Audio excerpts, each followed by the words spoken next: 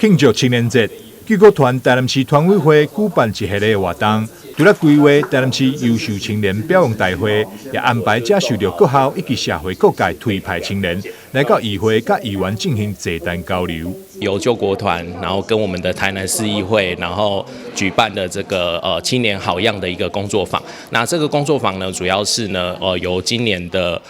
选拔的一个新科的一个年轻的议员，跟我们的一个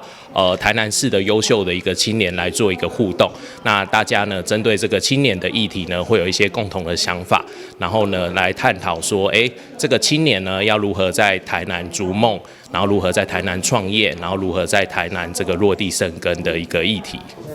座谈会特别邀请到同款嘛是少年人的新科议员蔡宗和来分享，伊也鼓励少年朋友爱立下目标，勇敢向前。是过去的累积造成现在，所以常常就是说，现在就是过去啊，现在也是未来。因为我们现在做的事情，未来明年就会有很大的改变。这句话，我想我跟芝姐都有很大的感觉，因为我们在过去选举这一年，知道什么叫做累积。另外一位新科议员曾之杰也勉励学生要以积极态度，勇敢表现自己。在小时候，我们也是可以立下志向的。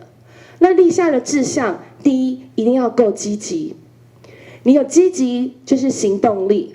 那你才要立下，你立下这个志向才有意义。在结束上午座谈会，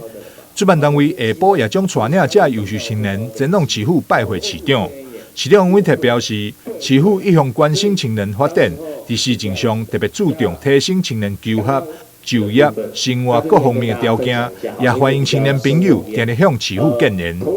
台南新闻张硕维采访报道。